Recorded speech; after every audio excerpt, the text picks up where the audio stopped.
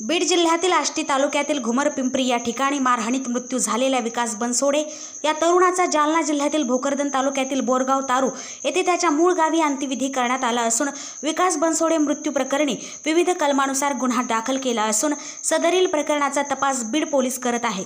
तर याच प्रकरणी मयत विकास बनसोडे यांच्या कुटुंबाच्या प्रतिक्रियात बघूया।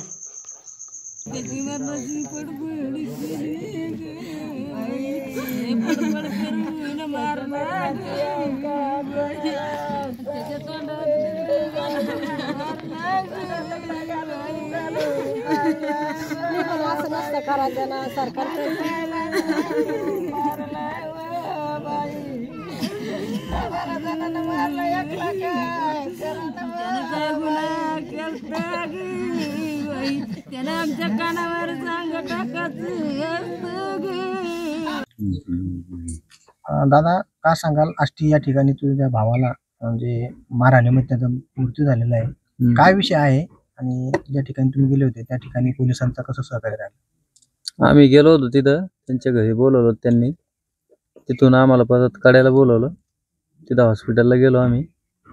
तिथं त्याला बघितल्यावर आम्हाला धक्का बसल्यासारखं झालं। तिथं गेल्यानंतर आम्हाला पोलिसांनी बरं सहकार्य केलं चांगलं। एकच म्हणणं आहे की आम्हाला न्याय भेटला पाहिजे आणि जे काही त्यांनी ते कृत्य केलं, समजा त्यांनी आम्हाला अगोदर सांगायला पाहिजे होतं, असा असा विषय काही थोडंफार सांगून सवरून केलं असतं तर चांगलं झालं असतं। पण त्यांनी डायरेक्ट मारून टाकलं त्याला, हे चुकीचं केलं, हे कायदेशीर केलं असतं तर बरं झालं असतं। मारायचा अधिकार कोणी दिला त्यांना? काय सांगाल तुमचं फोनवरती बोलणं झालं होतं सदरील आरोपीसोबत? झालं। काय विषय होता बरं, काय नाव तुमचं? त्याचा विषय आमच्या कानावर काहीच नव्हता। त्यानं आम्हाला फोन केला, तुम्ही लवकर इथे या, तुमचा विकास आमच्याकडे आहे।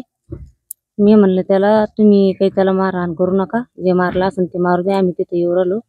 मग आम्ही तिथे गेलो, त्यानं घरी बोलवलं आम्हाला। नंतर त्यानं दवाखान्यात या म्हणे, घरी गेल्यावर नंतर आम्ही दवाखान्यात गेलो, तिथं त्यानं ते मूर्ती दे टाकून दिलंच होता ना। मग तिथं आम्ही जरा घाबरलो। मग तिथं आम्हाला समजा पोलीस लोक होते, त्यांनी मदत केली, ते चांगलं झालं। पण आमच्या बाळाची हाल केली त्याने, तोंडात दगड बिगड टाकून मारलं ना। त्याला अशी फाशीची शिक्षा झाली पाहिजे, 2 आरोपीला, बाकीच्याला जन्मठेप झाली पाहिजे, अशी आमची मागणी आहे। सकाळी 11:30ला 1 वाजेला फोन लावला होता त्यांनी। ते म्हणे येता आल्यावर सांगू तुम्हाला, कारण कळलं नाही आम्हाला, त्यानं काहीच कारण सांगितलं नाही ना।